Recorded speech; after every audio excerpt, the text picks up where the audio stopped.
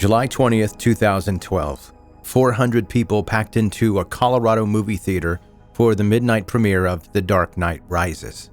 30 minutes into the film, a neuroscience PhD student walked back in through the emergency exit dressed in full tactical gear. What happened over the next 7 minutes left 12 people dead and 70 injured. The shooting was only half of his plan. 5 miles away, his apartment was rigged to explode and kill every first responder in Aurora. This is the story of James Eagan Holmes and the Midnight Massacre that almost went exactly according to plan.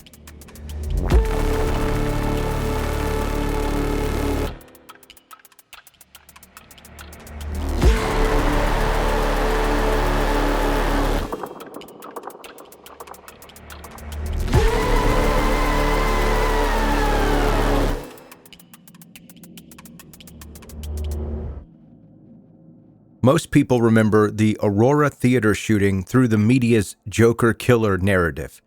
Guy with bright orange hair shoots up a Batman movie premiere. That story is mostly fiction. The reality is far more calculated. James Eagan Holmes was a PhD candidate in neuroscience at one of the top programs in the country. He had a National Institutes of Health grant. He graduated from UC Riverside with honors.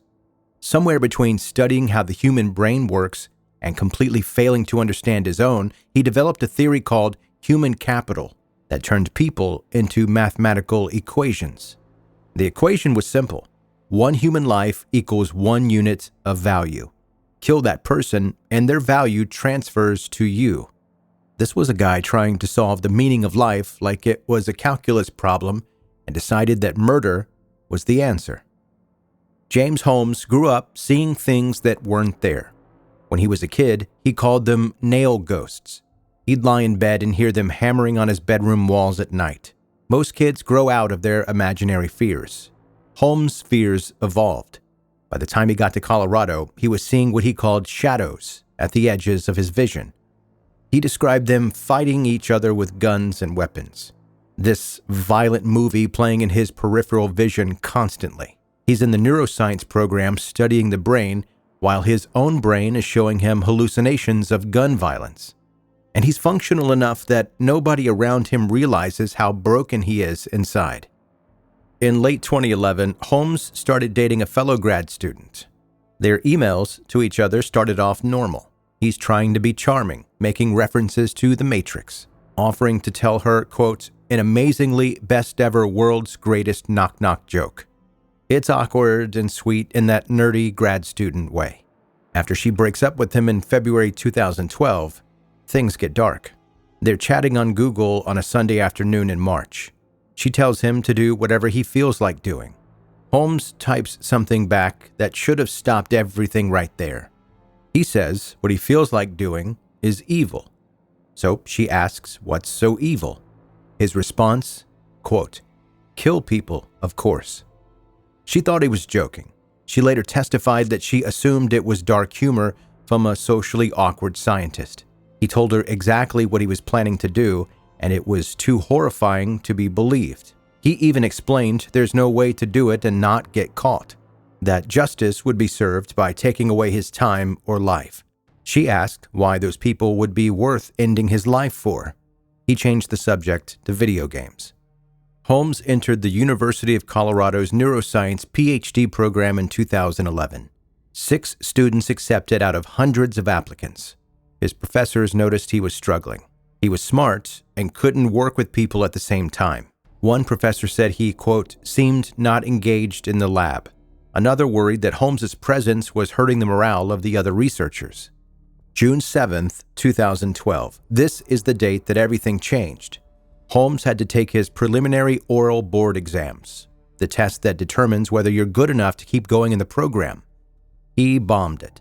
One professor told him to try another business. That same afternoon, hours after the exam, he walked into a Gander Mountain sporting goods store and bought a Smith & Wesson rifle. 3 days later, he withdrew from the university. By late June, he'd been banned from campus for threatening a professor. This whole time, he's buying thousands of rounds of ammunition, tactical gear, and materials to build bombs. Holmes went to the student health clinic and saw Dr. Lynn Fenton, a psychiatrist. He told her he thought about killing people 3 or 4 times a day. Dr. Fenton was alarmed. She wrote that Holmes might be, quote, shifting insidiously into a frank psychotic disorder such as schizophrenia. She contacted the campus police threat assessment team. Holmes never named a specific target or articulated a concrete plan, so they couldn't hold him. He was careful. He knew exactly where the legal lines were. Before the shooting, Holmes mailed Dr. Fenton a spiral notebook laying out his entire human capital theory, complete with stick figure diagrams showing how killing people would increase his value. That notebook sat unopened in a campus mailroom while he murdered 12 people. Holmes spent weeks turning his apartment into a death trap. He called it a shindig when talking to the FBI later. The entire apartment was rigged with homemade napalm, thermite that burns at 4,000 degrees, and containers full of bullets and mortar shells that would cook off in the heat. The trigger was a fishing line tied to the front door. Open the door, pull the line, and the whole building explodes. He set his stereo to blast techno music at maximum volume so neighbors would complain and someone would open his door. The song playing was Becoming Insane by Infected Mushroom. He hung Christmas tree air fresheners everywhere to mask the smell of gasoline. He left a remote-controlled car on a dumpster outside, hoping a kid would pick it up and trigger the explosion. His neighbor heard the music. She walked upstairs, found his door unlocked, and stood inches from that fishing line trigger. She had a bad gut feeling and didn't want to open the door. That decision saved an entire apartment building. July 20th, 2012, after midnight. The Century 16 Theater in Aurora is packed with over 400 people watching The Dark Knight Rises. Fans showed up in costume. It's a party atmosphere. Holmes bought a ticket, walked into Theater 9, sat in the front row, and pretended to take a phone call. He walked out the emergency exit and propped the door open with a plastic tablecloth holder. When he came back, he was wearing full tactical gear and a gas mask. He threw 2 tear gas canisters into the theater. People applauded at first, thinking that it was a special effect, part of the show. Then he fired a shotgun into the ceiling. For the next 7 minutes, the theater became a kill box.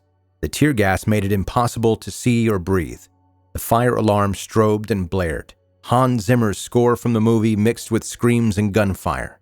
Holmes fired his rifle until the 100-round drum magazine jammed, then switched to his Glock. 12 people died, 70 were injured. In the chaos, 3 young men made the same instantaneous decision. Matt McQuinn was 27. The second he heard gunshots, he dove on top of his girlfriend, Samantha, and her brother. He took multiple bullets. Samantha got shot in the knee and survived. Matt died. Jonathan Blunk was a 26-year-old Navy veteran. He pushed his girlfriend Jensen under the seats and covered her with his body. He was killed. She survived. Alex Tevez was 24. He pulled his girlfriend to the floor and shielded her. He was shot in the head and died. She lived. These guys didn't run. They made a choice in the worst moment to give their lives for someone else. Holmes thought value could be stolen. They proved it could be given. Among the dead was Veronica Moser Sullivan, 6 years old, shot 4 times. Her mother, Ashley, was paralyzed and lost her unborn baby. Police arrived within 90 seconds. An officer saw someone in tactical gear standing by a white Hyundai behind the theater. At first, he thought it was another SWAT officer. Then he realized the guy was standing completely still while everyone else was running and screaming. Holmes surrendered without resistance. He was calm and appeared dazed. When asked if he had weapons, he said something that probably saved dozens of first responders. The apartment is booby-trapped, he told them. Holmes did not tell police that he was the Joker. That never happened. He dyed his hair red and later explained that it had nothing to do with the Joker, who, by the way, has green hair. The Joker killer narrative was pure media invention. The transcripts of his interrogation show a guy talking about chemistry and explosives, not comic books. Dr. William Reed, one of the court-appointed psychiatrists, called the Joker theory nonsensical The myth stuck anyway. The trial revolved around whether Holmes was legally insane. To be found not guilty by reason of insanity, the defense had to prove Holmes was so mentally ill he couldn't distinguish between right from wrong. The prosecution argued that planning shows sanity. Holmes bought weapons, built bombs, wore armor, and set diversions. Those are rational actions designed to maximize damage and avoid capture. The defense brought in an expert who diagnosed Holmes with schizophrenia. She pointed to the nail ghosts, the shadows, his flat affect, his family history of mental illness. She argued that his brain was physically broken. The court-appointed psychiatrists agreed Holmes was mentally ill. They diagnosed him with schizoaffective disorder and schizotypal personality disorder. They concluded he was legally sane, though. One of the doctors said that he was extremely confident Holmes knew the shooting was illegal and morally wrong. On July 16, 2015, the jury rejected the insanity defense, guilty on all counts. They couldn't agree on the death penalty, so the judge sentenced him to 12 consecutive life sentences without parole, plus 3,318 years.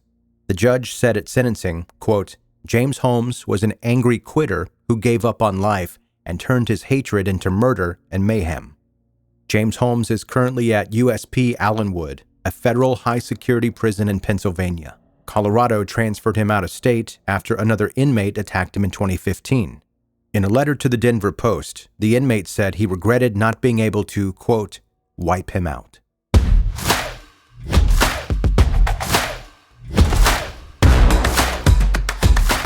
Thanks for listening to 10-Minute Murder, bingeable true crime stories.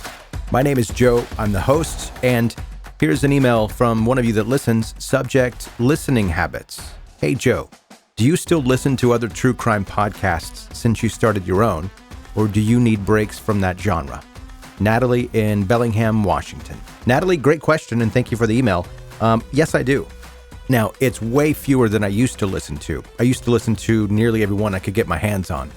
But I've had to cut way back on that because I spend more time researching this podcast, whereas I used to spend that same time listening to podcasts. But I still do listen to several of them here and there as I have time. Hey, if you're a new listener to this podcast, make sure right now you hit subscribe to the podcast. That way it's going to be more easily available to you when you want to listen to true crime. You open your app wherever it is that you listen, and then boom, 10-Minute Murder is going to be right there waiting for you. And also there are like hundreds of episodes in the back catalog that if you're a subscriber, you can more easily access those. If you have subscribed and you want to know more about the podcast, you can go to 10minutemurder.com. And on my website, you can send me an email, check out the murder blog, and more importantly, you can sign up for the weekly newsletter that I send out. If you're digging the podcast, you've been listening a while, please share this with your friends and your family. And that's going to do it. That's your episode for today. Thank you again for listening to 10-Minute Murder.